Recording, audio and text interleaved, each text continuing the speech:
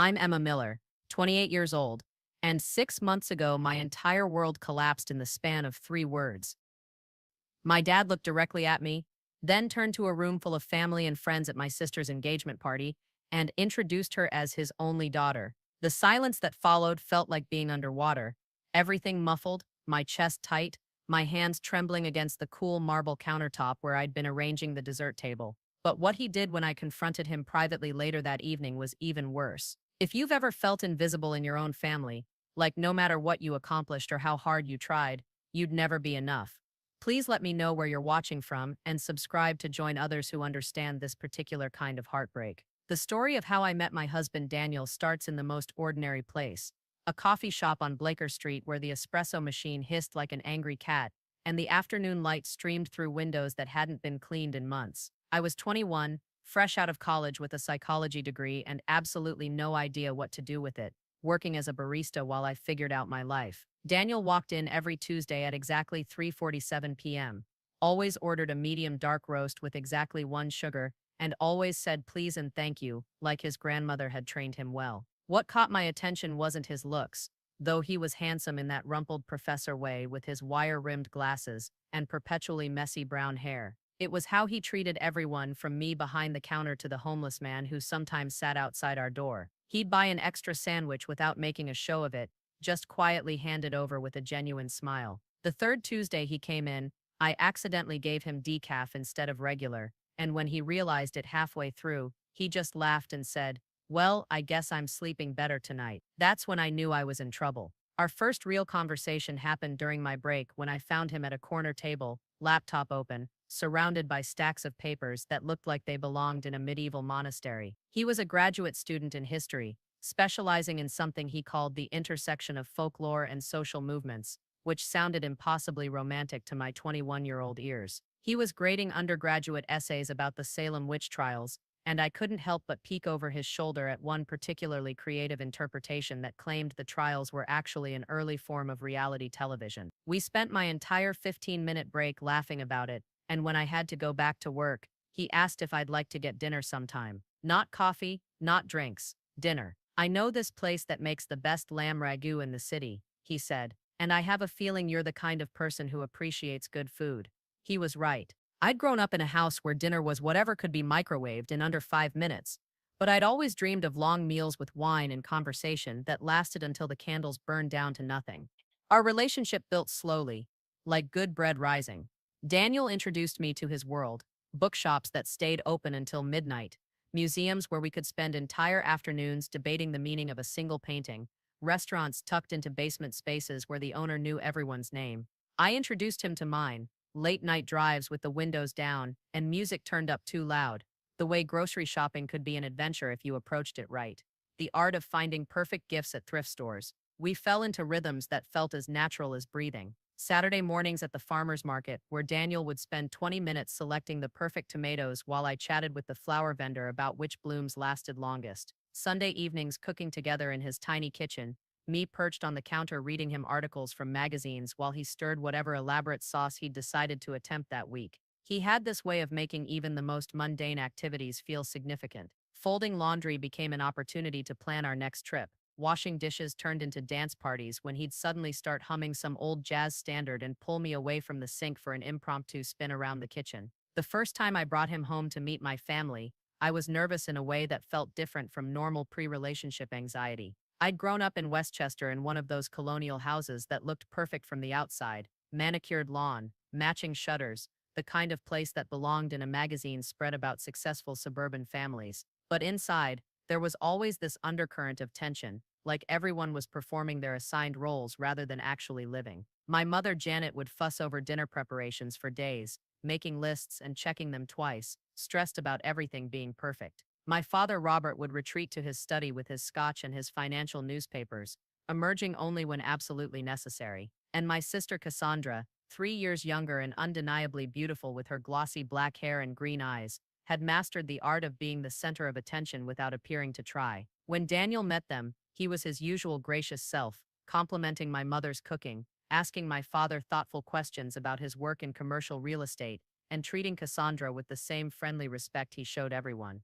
But I could see him taking mental notes, the way his eyebrows drew together slightly when my father dismissed something I said, or when my mother automatically served Cassandra the larger portion of dessert. After dinner, as we walked around the neighborhood, he was quieter than usual. Finally, he stopped under a streetlight and said, "You know you don't have to earn love, right? It's not supposed to be conditional." I started crying right there on Maple Street, and he held me while I tried to explain things I'd never put into words before. 5 years passed, like pages turning in a favorite book. Daniel finished his PhD and got a position at Columbia teaching early American history. I found my calling working as a victim advocate at a nonprofit downtown, helping people navigate the legal system after domestic violence. We moved in together to a one-bedroom apartment in Brooklyn Heights, with a view of the harbor if you leaned far enough out the living room window. Our life developed its own rhythm, Daniel grading papers at the kitchen table while I worked on case files, both of us stealing glances at each other and smiling when we got caught. Weekend trips to visit his family in Vermont, where his parents actually seemed to enjoy each other's company, and where dinner conversations included everyone equally. Holidays that we started hosting ourselves when spending time with my family became too emotionally exhausting. Daniel proposed on a Tuesday, not because there was anything special about the date, but because he said he woke up that morning and couldn't imagine waiting another day to officially call me his family. The ring was simple, a vintage setting he'd found at an estate sale with a stone that caught the light like captured starfire. "I wanted something with a story," he explained. "Like us, those were the golden years. I'd wake up every morning actually excited about the day ahead. Work was challenging but meaningful. I was helping people rebuild their lives, and Daniel was inspiring young minds to think critically about history and its lessons for today. We'd established traditions that felt uniquely ours. Thursday night Thai food from the place down the street where they knew our order by heart. Saturday morning runs along the promenade, followed by coffee and croissants from the French bakery. Sunday afternoons reading together on our tiny balcony, him with his historical biographies and me with whatever mystery novel I'd picked up that week. We talked about everything, from whether we wanted kids, yes, eventually, to where we might travel for our honeymoon, Scotland, to visit the places Daniel had studied in his research, to what we'd name our future dog, Watson, obviously. I felt safe in a way I'd never experienced before, like I could relax completely because someone had my back unconditionally. Daniel would leave me little notes in unexpected places, tucked into my laptop bag, taped to the bathroom mirror, slipped between the pages of whatever book I was reading. "Proud of you," they usually said, or "can't wait to hear about your day," or simply "you make everything better." For the first time in my life, I understood what it meant to be truly seen and valued for exactly who I was. But even during those golden years, there were small signs that something fundamental hadn't changed with my family. How phone calls, where my achievements were glossed over while Cassandra's latest modeling gig or new boyfriend got detailed discussion. Family gatherings where I'd find myself automatically taking on the role of coordinator and cleanup crew while Cassandra held court in the living room. My mother's tendency to mention how proud she was of her beautiful daughter in conversations where only Cassandra was present, even though I was standing right there. Daniel started noticing things I'd learned to normalize. "Did you catch that your dad mentioned Cassandra's promotion 3 times but didn't acknowledge your award at all?" He'd ask gently on the drive home. "Or your mom seems to have very different expectations for you and your sister." I'd make excuses. They were just distracted. They were proud of both of us. I was being too sensitive. But deep down, I was starting to recognize patterns I'd spent years training myself not to see. The day everything changed started like any other Wednesday in October. I was rushing to get to work early for a case consultation when my phone rang with my mother's contact photo, a smiling family portrait from last Christmas, where I was standing slightly behind everyone else, as usual. "Emma, honey, I hope you're sitting down," she said without any preamble. "Cassandra got engaged last night. Marcus finally proposed, and they want to have the engagement party here at the house this Saturday. Isn't that exciting?" My first emotion was genuine happiness for my sister. Despite everything, I loved her, and Marcus seemed like a decent guy who actually appreciated her beyond her appearance. My second emotion was hurt that I was hearing about this through my mother rather than directly from Cassandra herself. "That's wonderful," I managed.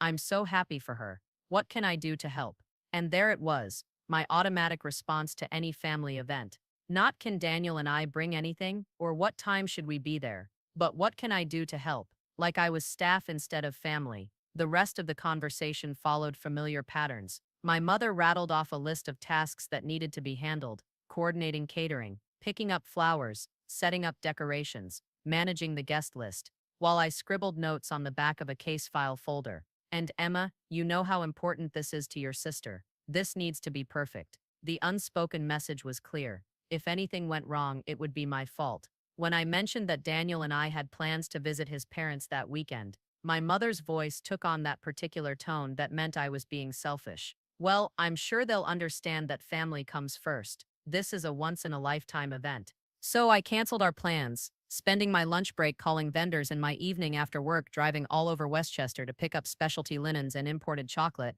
that my mother insisted were essential for the party's success. Friday night found me at my parents' house until nearly midnight, transforming their dining room into something that looked like it belonged in a wedding magazine. Daniel had driven up after his evening class to help, and I watched him methodically folding napkins and arranging centerpieces without a single complaint, even though I knew he'd rather be anywhere else. "This is insane," he murmured as we worked.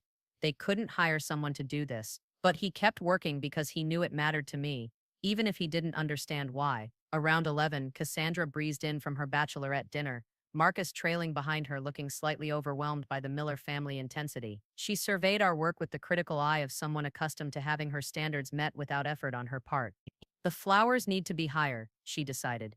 "And maybe move the dessert table closer to the window? The lighting will be better for photos. No thank you for spending your entire evening on this, or everything looks beautiful." Just adjustments to be made to achieve her vision of perfection. By Saturday afternoon, the house looked like something from a design showcase. Every surface gleamed, every flower was positioned precisely, every detail coordinated to create maximum impact. I'd spent the morning making last-minute runs for forgotten items and emergency touch-ups, while Cassandra got her hair and makeup done by professionals who'd arrived with a small army of equipment. As guests began arriving, I found myself falling into my usual role, greeting people at the door, taking coats, making sure everyone had drinks, essentially functioning as an unpaid event coordinator, while my family basked in the praise for how beautiful everything looked. I didn't mind exactly. This was what I'd always done, and there was satisfaction in knowing I'd helped create something special for my sister's big day. The moment that changed everything happened around 7:30. Most of the guests had arrived, and Marcus's father asked if he could have everyone's attention for a toast.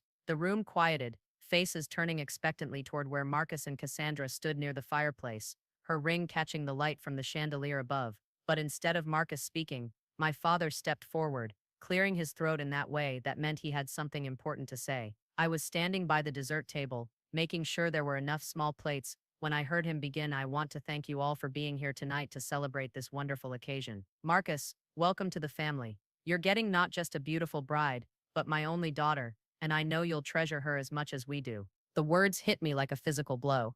My only daughter.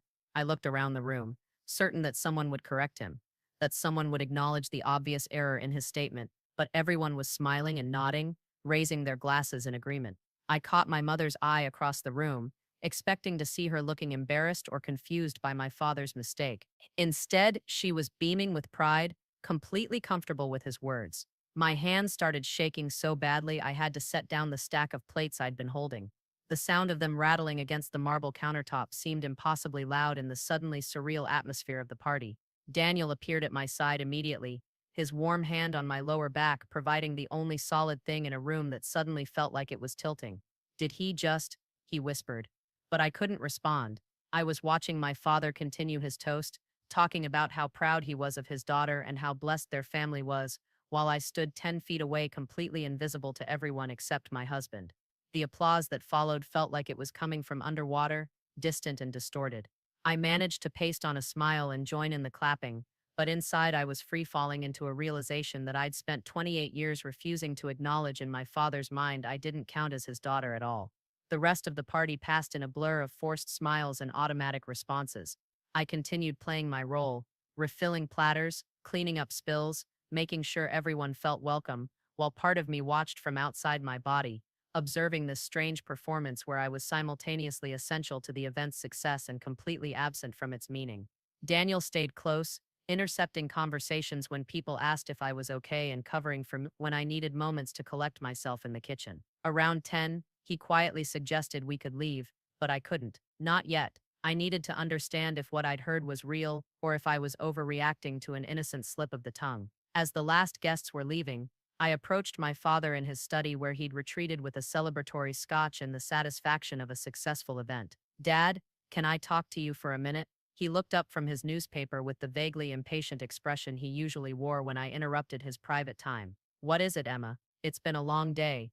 I took a deep breath, trying to find the right words. Earlier, during your toast, you said Cassandra was your only daughter. I'm sure it was just a mistake, but it really hurt my feelings. Instead of the immediate apology and correction I expected, my father's expression remained unchanged. He set down his paper with deliberate care and looked at me with something that might have been pity. Emma, you know that's different, he said quietly. Cassandra is my biological daughter.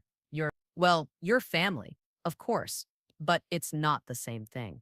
The words hung in the air between us like a toxic cloud. I felt my world reorganizing itself around this new information, all the pieces of my childhood suddenly clicking into place with devastating clarity. The favoritism I'd rationalized, the different treatment I'd explained away, the feeling of never quite belonging that I'd attributed to my own oversensitivity.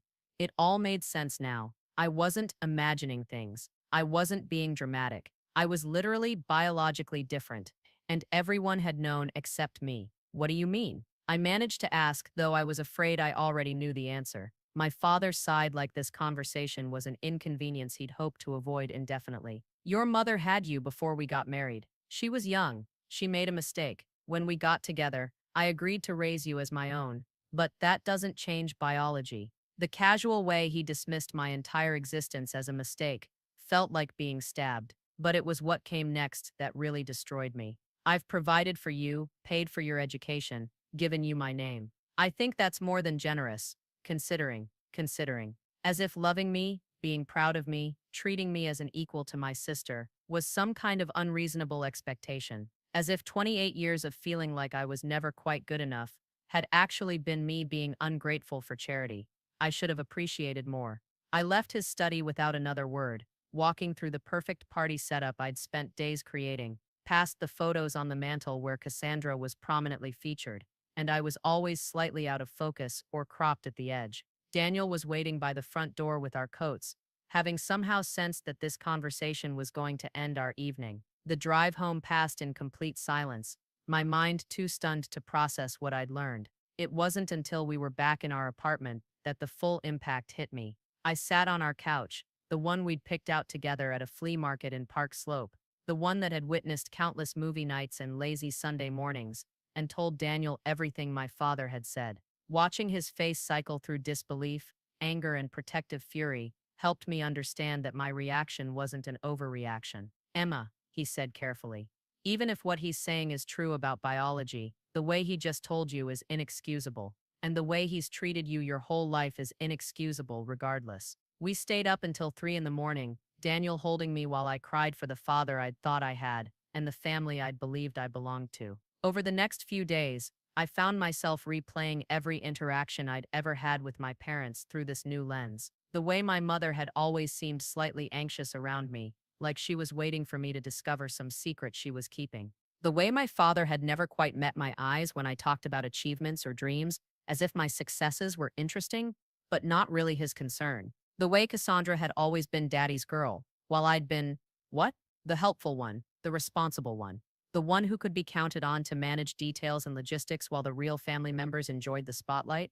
But what destroyed me most was realizing how hard I'd worked my entire life to earn something that had never been available to me. Every good grade, every award, every accomplishment had been my attempt to prove I was worthy of the love and pride I saw lavished on my sister effortlessly. I'd become an overachiever, a people pleaser, a woman who defined her worth by how useful she could be to others, all in service of a recognition that was never going to come. Because in my father's mind, I wasn't really his to be proud of. The next conversation I needed to have was with my mother, but I kept postponing it, afraid of what I might learn. Finally, 4 days after the engagement party, I called her and asked if we could have lunch, just the two of us. She suggested a small cafe near her office, the kind of place where she could control the environment and timing. I arrived early and chose a table in the back corner where we could talk privately, my stomach churning with anticipation and dread. When my mother arrived, she looked nervous in a way I'd never seen before, like someone who knew they were about to be held accountable for something they'd hoped to keep hidden forever. We made small talk through ordering. She got a salad she barely touched. I ordered soup I couldn't taste, before I finally found the courage to address what I'd learned. Mom, Dad told me something the other night that I need to understand. He said I'm not his biological daughter. The relief that flashed across her face before she could mask it told me everything I needed to know. This wasn't news to her. This was a conversation she'd been dreading for 28 years. Emma, honey, I wanted to tell you so many times, she began, but I held up my hand to stop her. I needed to hear the truth, not her justifications for keeping it from me. Just tell me what happened, please. So she did. When she was 22, she'd had a relationship with a man named David Chen who was in graduate school studying architecture. When she found out she was pregnant, he disappeared completely, changed his phone number, moved across the country, wanted nothing to do with the responsibility of parenthood. She'd planned to raise me alone, working as a secretary and living in a studio apartment in Queens, when she met my father at a church social event when I was 6 months old. Robert was so kind, she said, tears starting to flow. He knew about you from the beginning, and he said it didn't matter. He wanted to marry me anyway, wanted to give us both a stable life.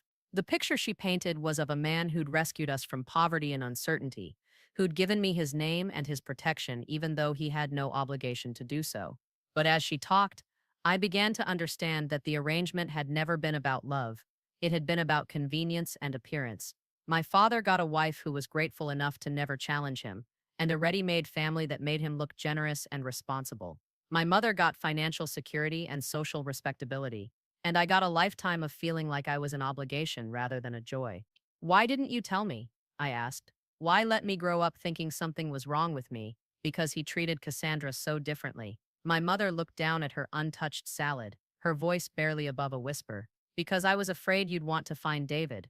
I was afraid you'd leave us for your real father. The irony was devastating. She'd been so afraid of losing me to my biological father that she'd allowed my adoptive father to treat me as less than his real child my entire life. She'd watched me struggle to understand why I was never quite good enough, and she'd said nothing rather than risk disrupting the comfortable life my father's sacrifice had provided. As I sat in that cafe watching my mother cry into tissues she pulled from her purse, I realized that my entire identity had been built on a lie. Not just the lie about my paternity, but the lie that this family unit I'd been born into was normal and healthy. The lie that if I just tried harder, loved more, accomplished more, I could earn the acceptance that had always been conditional. The lie that blood relations automatically meant unconditional love and that chosen families were somehow less real or valid than biological ones. But there was something else I needed to know. Something that had been nagging at me since my father's casual dismissal of my importance. Mom, does Cassandra know? I asked. The way my mother's face went pale told me the answer before she spoke. She's always known. We told her when she was old enough to understand that you had a different father but that you were still her sister. So my sister had spent our entire childhood and adulthood knowing exactly why she was treated differently, why she was the golden child while I was the helpful one. She'd known, and she'd never said anything. She'd watched me struggle to understand family dynamics that made perfect sense once you knew I was the outsider, and she'd chosen to let me struggle rather than enlighten me. I left that lunch feeling like my entire life had been a performance in a play where everyone else knew the script except me. Every family gathering, every holiday, every moment of feeling like I was trying too hard while Cassandra effortlessly commanded attention. It all made sense now. But understanding the reason didn't make the pain any less devastating. If anything, it made it worse. Because now I knew that my feelings of inadequacy hadn't been my imagination or my fault. They'd been the inevitable result of being placed in an impossible situation where I was expected to be grateful for conditional love and second-class status. The drive home from that lunch was the longest 25 minutes of my life. I called Daniel from the car, my hands shaking as I held the phone, and told him what I'd learned. Come home, he said simply.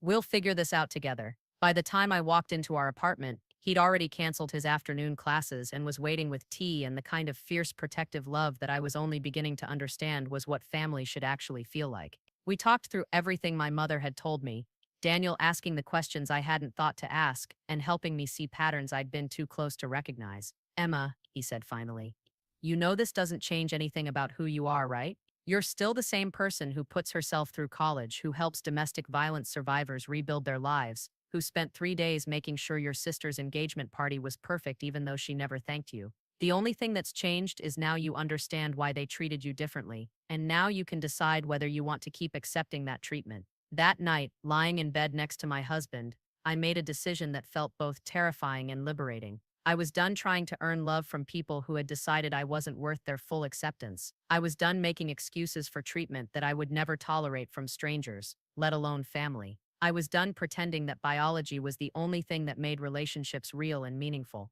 Daniel had become my family the day he chose to love me completely, not because he had to, but because he wanted to. That was worth more than 28 years of grudging tolerance from people who shared my DNA. But before I could move forward, I needed to have one more conversation. The next morning, I called Cassandra and asked if we could meet for coffee. Just the two of us. She suggested a Starbucks near her apartment in the Upper East Side, somewhere public and safe where emotions couldn't get too messy. I arrived first, choosing a table near the window where I could watch people walking by, living their normal lives without devastating family secrets exploding around them. When Cassandra arrived, she looked nervous but also defiant, like someone who knew they were about to be confronted but wasn't planning to apologize. She'd always been beautiful, but that morning she looked particularly polished, fresh highlights, perfect makeup, the kind of effortless elegance that came from never having to worry about whether you belonged somewhere. We made small talk about her engagement planning and my work until I couldn't postpone the real conversation any longer. Cassandra, I know about David Chen, I said quietly. I know he's my biological father and that Dad isn't. I watched her face carefully, looking for surprise, confusion, anything that might indicate she didn't know what I was talking about. Instead, I saw resignation and something that might have been relief. Mom told you, she said. It wasn't a question. How long have you known? I asked. Always, she replied. Well, since I was old enough to understand, they explained it when I was 7 or 8. Said you had a different daddy, but that it didn't matter because we were still sisters. It didn't matter, I repeated. Cassandra, it clearly mattered. You've watched Dad treat us completely differently our entire lives. You've never said anything. She shifted in her chair, looking uncomfortable for the first time since I'd known her. What was I supposed to say? It wasn't my secret to tell. There was truth in that, but it wasn't the whole truth. But you could have treated me differently, I continued. You could have made sure I knew I was wanted and valued, instead of just accepting that I was the one who did the work while you got the attention. For the first time in our conversation, Cassandra looked genuinely upset. Emma, that's not fair. I never asked for Dad to favor me. I never asked for any of this. And maybe that was true, but it was also irrelevant. You're right, I said. You didn't ask for it, but you also didn't refuse it.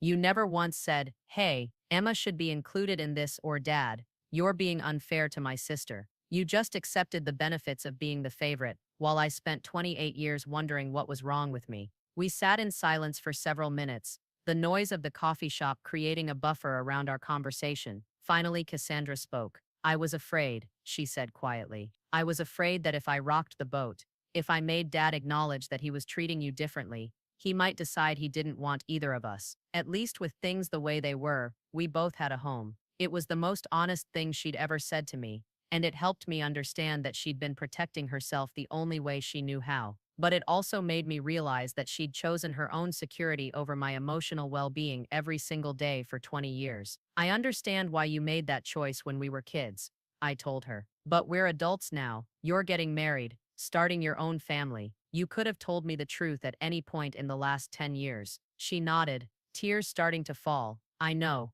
I was a coward. I was so used to being the perfect daughter that I didn't know how to handle something messy and complicated. And honestly, part of me liked being special. I liked being Daddy's girl. I didn't want to share that. At least she was being honest. It hurt to hear, but it was better than more lies and half-truths. Where do we go from here? I asked. I don't know, she admitted. I love you, Emma. You're my sister, biology aside. But I don't know how to fix 28 years of this pattern. Neither did I. The damage felt too extensive, the betrayal too deep. How do you rebuild trust with someone who's watched you suffer and chosen their own comfort over your well-being? We finished our coffee in relative silence, making tentative plans to talk again in a few weeks when emotions weren't so raw. As we hugged goodbye on the sidewalk, Cassandra whispered, I really am sorry, for all of it. I believed she was sorry, but I also knew that sorry wasn't enough to undo decades of harm. Some things, once broken, can't be fixed. They can only be mourned and then replaced with something different. Walking home through Central Park, I felt something I'd never experienced before, complete clarity about my family dynamics. For 28 years, I'd been trying to solve a puzzle with missing pieces, working desperately to make sense of relationships that had never made sense because I didn't have all the information. Now I did. And with that information came the freedom to stop trying to fix things that had been deliberately broken from the beginning. That evening, Daniel and I talked about what came next. You know you don't owe them anything, right? He said. Not your time, not your energy, not your presence at family events. You get to decide what kind of relationship you want with each of them, if any. It was a radical concept for someone who'd spent her entire life believing that family obligations were unconditional and that maintaining peace was more important than protecting yourself. But for the first time, I was beginning to understand that I had choices I'd never realized were available. Over the next few weeks, I found myself analyzing every interaction with my family through this new lens of understanding. Phone calls where my achievements were glossed over while Cassandra's minor updates got detailed discussion. Holiday plans that were made around her schedule, while mine were expected to be flexible. The way my mother automatically assigned me logistical tasks, while Cassandra was treated as a guest at her own family events. None of it was accidental or unconscious. It was the natural result of a hierarchy that had been established before I was old enough to question it. But the more I understood about my family's dynamics, the angrier I became. Not just at my father for his casual cruelty, or my mother for her cowardice, or Cassandra for her complicity. I was angry at myself for accepting treatment that I would never tolerate in any other relationship. I was angry at the little girl I'd been who'd internalized the message that love had to be earned through performance and perfection. I was angry at the woman I'd become who'd spent so much energy trying to fix relationships that had been designed to keep me in a subordinate position. Daniel watched me work through this anger with patience and wisdom, never trying to rush me toward forgiveness or acceptance. Anger is just information, he reminded me, when I worried that I was becoming bitter. It's telling you that something is wrong and needs to change. Listen to it. So I did. And what my anger was telling me was that I deserved better than conditional love, second-class treatment, and family members who saw me as useful rather than valuable. 3 weeks after my conversation with Cassandra, my mother called with what she clearly thought was wonderful news. Emma, honey, your father and I have been talking, and we think it would be good for all of us to sit down together as a family and discuss everything that's happened. Clear the air, you know. We're thinking this Sunday, around 2 o'clock, we'll order lunch from that place you like. The assumption that I would be available, that I would want to have this conversation, that ordering lunch from that place I like would somehow make up for 28 years of deception, was so breathtakingly presumptuous that I almost laughed. Actually, Mom, I don't think I'm ready for that conversation yet, I said. I need more time to process everything I've learned. There was a pause. Then her voice took on that particular tone that meant I was being difficult. Emma, we can't just leave things like this indefinitely. We're family. We need to work through this. There it was again. The assumption that family meant I owed them access to me regardless of how they'd treated me. I understand that you want to resolve things quickly, I replied. But I'm not ready. When I am, I'll let you know. The conversation that followed was predictably manipulative. My mother cycling through guilt. You were sunned. Sakely were sangle. Sakely were sangle. Sakely were sangle. Sakely were sangle. Sakely were sangle. We don't want this to affect her wedding planning. But for the first time in my life, I didn't automatically cave to the pressure. I'm not trying to punish anyone, I explained. I just need time to figure out what kind of relationships I want to have going forward. That's reasonable. When she realized I wasn't going to change my mind, her voice got cold in a way I'd rarely heard. Well, I hope you're not planning to make this difficult for your sister. She doesn't deserve to have her happiness overshadowed by family drama. Even through my new understanding of family dynamics, that statement took my breath away. I was the one who'd been lied to for 28 years, the one who'd been treated as less than my entire life, the one who'd just learned that my sister had always known why I was the outsider, and somehow I was the one responsible for not making things difficult. Mom, I said as calmly as I could manage, I have never made anything difficult for Cassandra. I've spent my entire life making sure she had everything she needed. But I'm not going to pretend that nothing has changed just to make everyone else comfortable. After I hung up, I sat in my kitchen feeling like I'd just stood up to a bully for the first time. It was terrifying and exhilarating and completely exhausting. Daniel found me there an hour later, staring out the window at our neighbor's fire escape where someone had hung a string of lights that made everything look magical and hopeful. How did it go? He asked.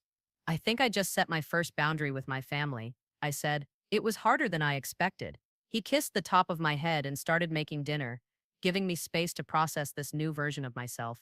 Someone who could say no to unreasonable demands without immediately feeling guilty about it. But my family wasn't going to accept my boundary quietly. Over the next few days, I received calls and texts from various relatives who'd been recruited to convince me to stop being dramatic and think about what's best for the family. Aunt Linda called to remind me how much my father had done for me. Uncle Mike texted to say that holding grudges was unhealthy. Even my cousin Sarah, who I'd always thought understood me, sent a long message about the importance of forgiveness and moving forward.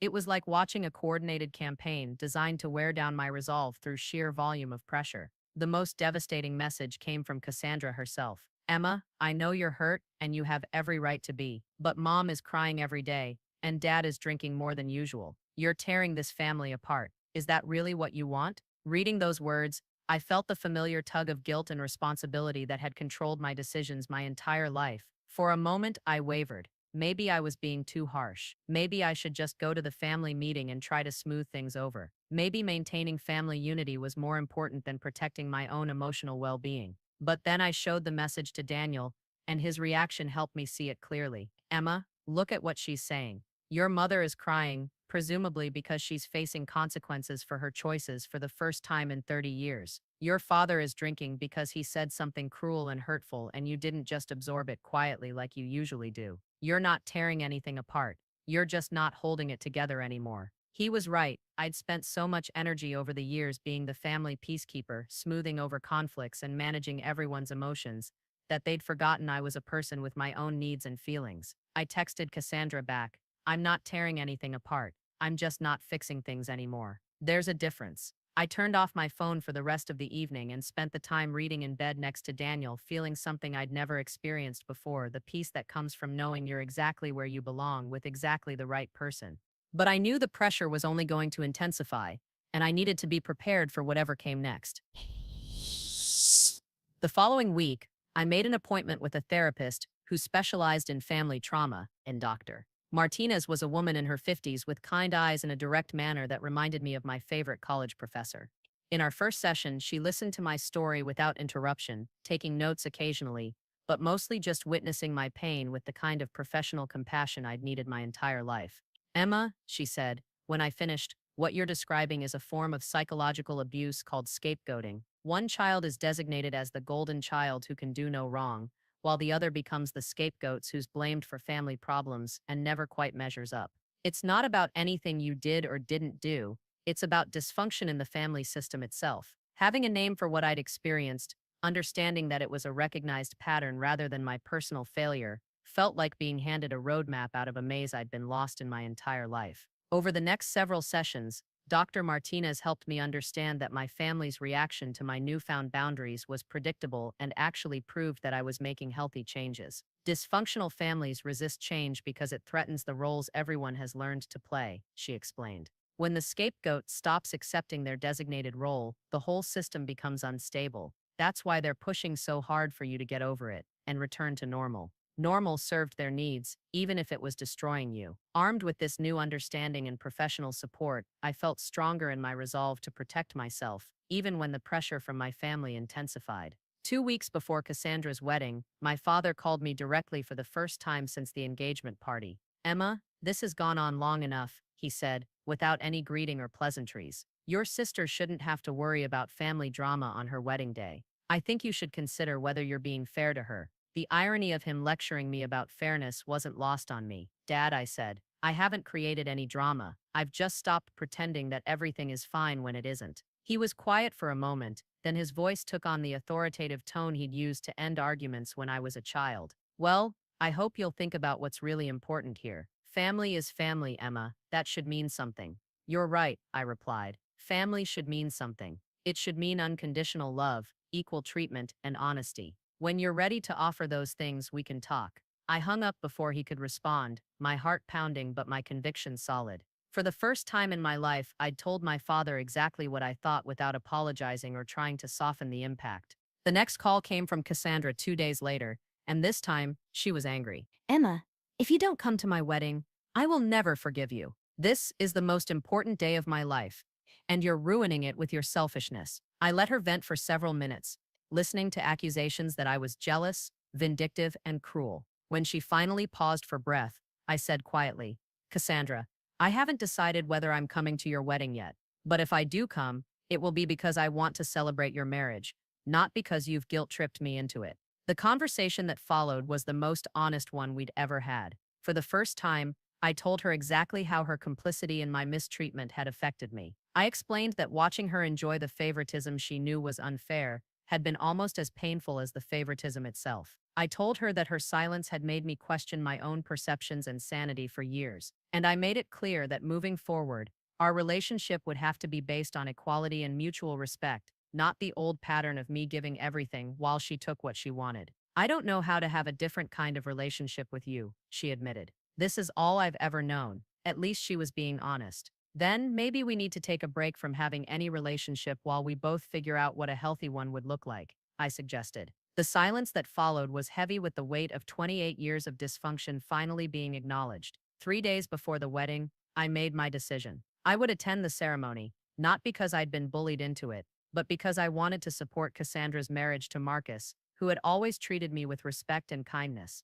But I would skip the reception and all the pre-wedding events, where I would inevitably be expected to play my old role of helpful coordinator while being treated as less important than every other family member. I called my mother to inform her of my decision. "Emma, you can't just come to the ceremony and leave," she protested. "What will people think?" For someone who'd spent 28 years letting people think I was somehow inferior to my sister, she seemed remarkably concerned about appearances now. "They'll think I had somewhere else to be," I replied. "Which I do. Daniel and I are going to dinner to celebrate our own relationship." I could hear her frustration building, but I'd learned to recognize it as her problem, not mine. The morning of Cassandra's wedding dawned clear and beautiful, the kind of October day that makes you believe in fresh starts and new possibilities. I put on a navy blue dress that made me feel confident and beautiful, styled my hair in a way that took absolutely no effort from anyone else, and drove to the church with Daniel. As we pulled into the parking lot, I felt something I'd never experienced before at a family event, complete clarity about who I was and what I was worth. The ceremony was lovely, and I genuinely felt happy for Cassandra as she married Marcus in front of family and friends who clearly loved them both. I watched my parents beam with pride from the front row, and for the first time, their obvious favoritism didn't hurt. It was just information about who they were, not a reflection of my value as a person.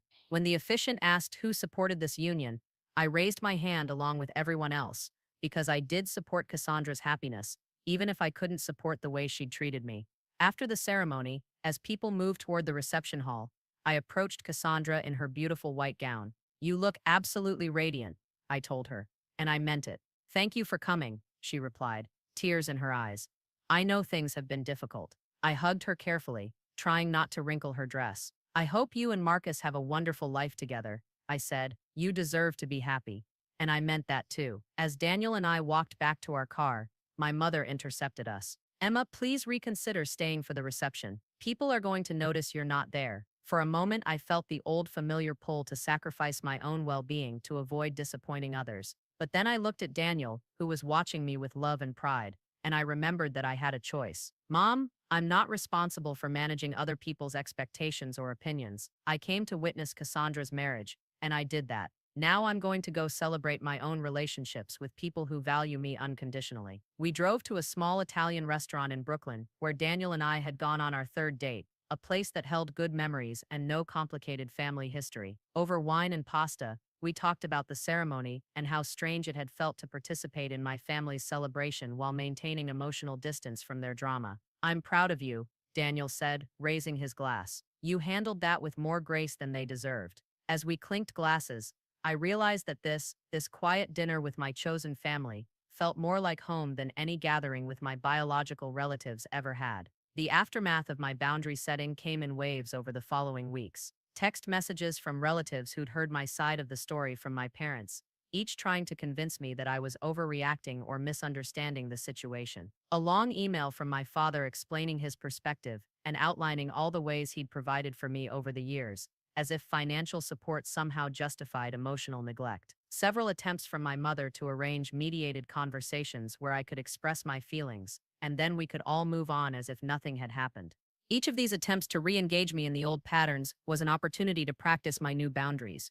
I responded to some messages with brief, polite statements that I wasn't ready to discuss the situation further. Others I ignored completely. The guilt and obligation that had controlled my responses my entire life began to fade, replaced by something I'd never experienced before: respect for my own needs and feelings. The most challenging moment came 6 weeks after the wedding, when my mother called to invite me to Thanksgiving dinner. "It's time to put this behind us," she announced. "We're family, and families forgive each other." The assumption that forgiveness meant returning to old patterns, that I owed them my presence regardless of whether anything had actually changed, was so familiar I almost fell back into automatic agreement. Instead, I heard myself saying, "I appreciate the invitation, but I don't think I'm ready for that yet." Daniel and I are going to spend Thanksgiving with his family this year.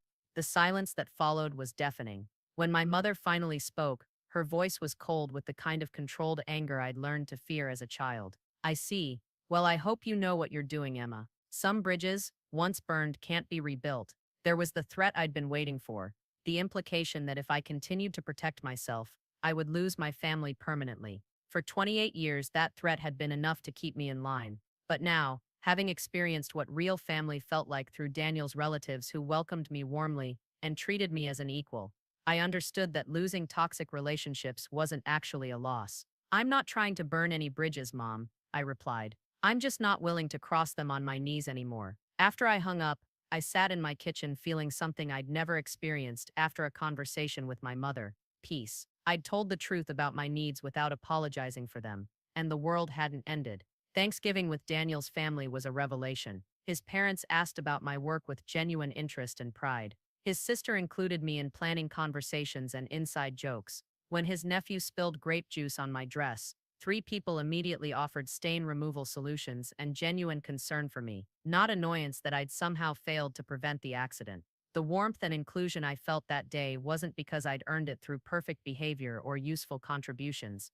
It was simply because I was Daniel's wife and therefore part of their family. Watching Daniel's grandfather give a toast before dinner about gratitude for family, both biological and chosen, I finally understood what my therapist had meant about healthy family systems. These people supported each other's growth, celebrated each other's successes without competition, and resolved conflicts through honest communication rather than manipulation and guilt. They weren't perfect, but they were real with each other in ways my family had never been. As we drove home that evening, I told Daniel how different the day had felt from any family gathering I'd experienced growing up. "This is what I wanted our children to experience," I said. "If we have kids, I want them to grow up knowing they're valued for who they are, not what they do for others." Daniel reached over and squeezed my hand. "They will," he said simply. "Because now you know the difference." Winter passed quietly. My family made occasional attempts to re-engage me: birthday cards with messages about missing me, holiday photos that conspicuously highlighted my absence, updates about family events I wasn't invited to, clearly designed to make me feel like I was missing out.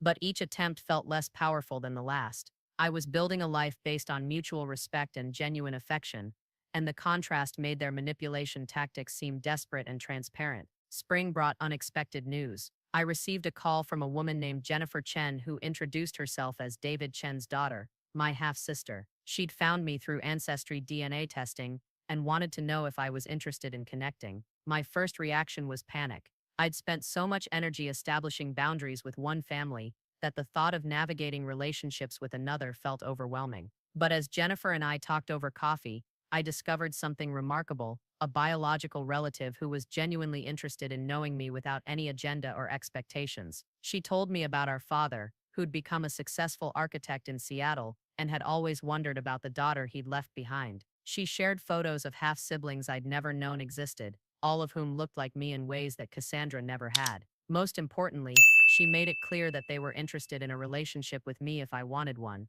but that there was no pressure or obligation. "I can't imagine how confusing this must be," Jennifer said. "But if it helps, David has regretted his choice to disappear every day for 28 years. He was young and scared and stupid, but he's never stopped wondering about you." For the first time, I heard about a father who saw me as his loss, not his burden. It was healing in ways I hadn't expected. Over the following months, I developed a tentative relationship with my biological father and his family. They were careful not to push too hard or expect too much, understanding that I needed to move at my own pace. David sent me thoughtful emails about his life and career, always asking about mine with genuine interest. He never tried to justify his abandonment or ask for forgiveness he hadn't earned, just expressed gratitude that I was willing to let him know me as an adult. The contrast between his approach and my adoptive family's continued manipulation was stark. Where my biological father respected my boundaries and earned trust slowly, my adoptive family continued to push for immediate reconciliation without any acknowledgement that they'd done anything wrong. Where David expressed interest in my life and accomplishments with pride, my adoptive father continued to treat my achievements as irrelevant to his concerns.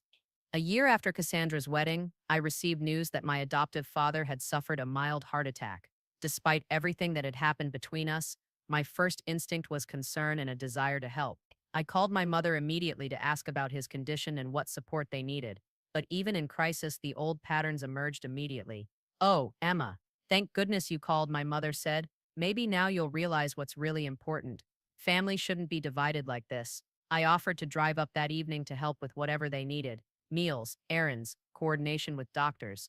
But instead of accepting my offer of practical support, my mother continued to focus on using the crisis to manipulate me back into old patterns. "What your father really needs is to know his family is united," she insisted. "This stress of not talking to you has been terrible for his health." Even my father's medical emergency was somehow my fault for maintaining boundaries. When I visited him in the hospital, bringing the kind of books I knew he enjoyed reading and some good coffee from his favorite shop, he seemed genuinely glad to see me. We talked carefully about neutral topics: his recovery, the books he was reading, updates about my work that he actually seemed interested in hearing. For a moment, I thought maybe this crisis had created an opportunity for genuine change in our relationship. But as I was leaving, he said something that reminded me exactly why boundaries had been necessary. "Emma, this whole situation has made me realize how short life is. I hope we can put this foolishness behind us now and get back to normal." Foolishness. That's how he characterized my refusal to accept second-class treatment. Normal meant returning to patterns where I absorbed mistreatment silently while being grateful for the privilege. "Dad, I'm glad you're okay, and I hope you have a full recovery," I said carefully. "But I'm not ready to go back to the way things were. If you want a relationship with me going forward, it needs to be based on mutual respect." I could see the familiar flash of irritation cross his face, the look that had made me backtrack and apologize countless times throughout my childhood. But I wasn't a child anymore, and I didn't need his approval to survive. The conversation with my therapist the following week helped me process this complicated mix of emotions. "It's natural to hope that crisis will create positive change," Dr. Martinez explained. "But people don't usually fundamentally alter their character because of temporary circumstances. The fact that your father is physically vulnerable doesn't mean he's emotionally available in ways he wasn't before." She was right. His heart attack had been a medical event, not a personality transplant. Over the next few months, I continued to offer practical support when it was needed, driving my parents to medical appointments when my mother was overwhelmed, helping coordinate care, bringing meals during his recovery.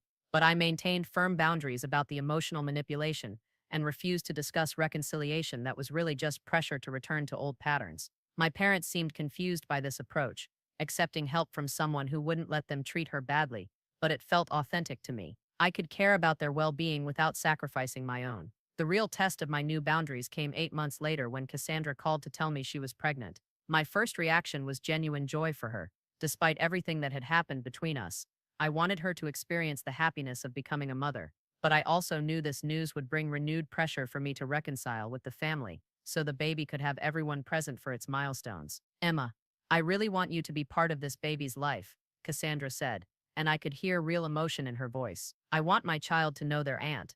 I was touched by her words, but I also recognized the implicit expectation that being part of the baby's life meant returning to old family dynamics without addressing the problems that had driven me away. "I would love to be part of your baby's life," I replied honestly. "But that relationship will have to be separate from whatever happens with the rest of the family. I can be a loving aunt without pretending that nothing has changed between us." It was a difficult conversation, but it established something important. I could love new family members while maintaining boundaries with existing ones. When Cassandra's daughter Emma was born 6 months later, I sent a beautiful gift and a card expressing my love for the baby and excitement about watching her grow up. But I declined the baby shower invitation and the christening celebration, knowing that those events would inevitably become opportunities for family members to pressure me about reconciliation rather than focusing on celebrating the baby. Instead, I arranged private visits with Cassandra and Emma, bringing age-appropriate gifts and spending time getting to know my niece without the complicated dynamics of larger family gatherings. During these visits,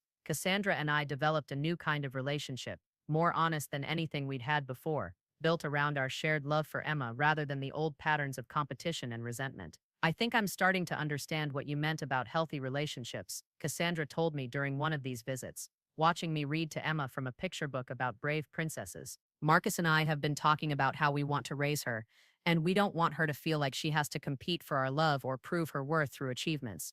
It was the closest thing to an acknowledgement that our family's dynamics had been harmful that I'd ever heard from her.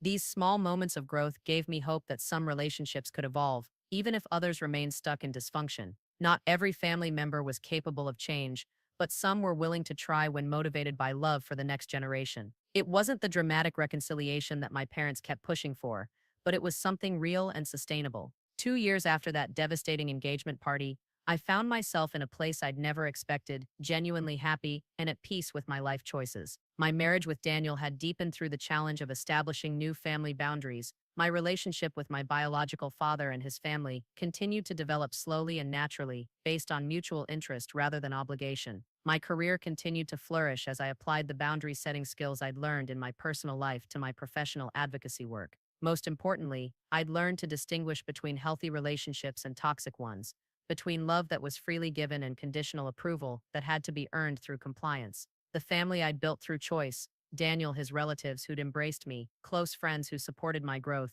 colleagues who valued my contributions, and yes, even my biological father, who was working to earn a place in my life, provided everything I'd been seeking from people who'd never been capable of giving it. The pain of losing the family I'd thought I had was real and significant. I grieved for the father who'd never been proud of me, the mother who'd chosen comfort over truth, the sister who'd chosen favoritism over solidarity. But I also celebrated the relationships I'd gained by refusing to accept less than I deserved. For the first time in my life, I was surrounded by people who saw my true value and reflected it back to me consistently. If you're watching this and recognizing patterns from your own family, I want you to know that you're not imagining things. Trust your instincts about how you're being treated. You deserve relationships where you don't have to perform or prove your worth, where love isn't conditional on your usefulness, where your feelings and needs matter as much as everyone else's. It's scary to establish boundaries with people who've never respected them before, but it's the only way to build authentic relationships based on mutual respect. Setting boundaries doesn't mean you stop loving people or that you want to hurt them. It means you start loving yourself enough to refuse treatment that damages your emotional well-being. Some people will respect your boundaries and work to repair relationships on healthier terms. Others will escalate their manipulation tactics to try to force you back into old patterns. Both responses give you important information about who they really are and what they're truly willing to offer you. The hardest part of this journey was learning that blood relationships don't automatically deserve more loyalty than chosen ones. Family should be a source of support, encouragement, and unconditional love, not a burden you carry or a role you perform. If the people who share your DNA can't offer you what family should provide, you have every right to seek it elsewhere and to protect yourself from continued harm. I want to be clear that healing from family trauma isn't linear, and it doesn't happen overnight. There are still days when I feel sad about the relationships I've lost, when I wish I could have the father who was proud of me or the sister who supported me through challenges. There are moments when the guilt and obligation programming kicks in, and I have to consciously remind myself that protecting my emotional well-being isn't selfish or cruel. But there are also days when I wake up feeling genuinely grateful for the life I've built, surrounded by people who know my worth and reflect it back to me consistently. Days when I remember what it felt like to constantly question my own perceptions and realize how free I am from that particular kind of psychological torture. Days when I think about the little girl I was, desperately trying to earn love that was never available, and feel proud of the woman I became who finally said enough. To anyone who's struggling with similar dynamics, remember that you're not responsible for fixing relationships that other people have chosen to damage. You're not obligated to accept mistreatment because it comes from family members. You're not selfish for wanting to be treated with basic respect and consideration. You have the right to protect yourself, even from people who share your DNA, even when it disappoints or angers them. And if you're someone who recognizes that you've been the golden child in a dysfunctional family system, please consider the cost of that favoritism to your siblings. It's never too late to acknowledge unfair treatment, to speak up for equality, to use your privileged position to advocate for better treatment of the scapegoated family member. Real love doesn't require anyone else to receive less love. Healthy families have enough support and pride to go around for everyone. The most important thing I've learned is that family, real family, isn't about biology or obligation or maintaining peace at any cost. It's about people who choose to love you completely, who celebrate your successes without feeling threatened, who support you through challenges without keeping score, who value your presence without requiring you to perform for their approval. I have that now, and you can have it too. It might not look like what you expected, but it will feel like coming home to yourself. I'm Emma Miller, and I spent 28 years trying to earn love from people who had decided I wasn't worth their full acceptance. Now I'm surrounded by people who knew my value before I did, and that has made all the difference.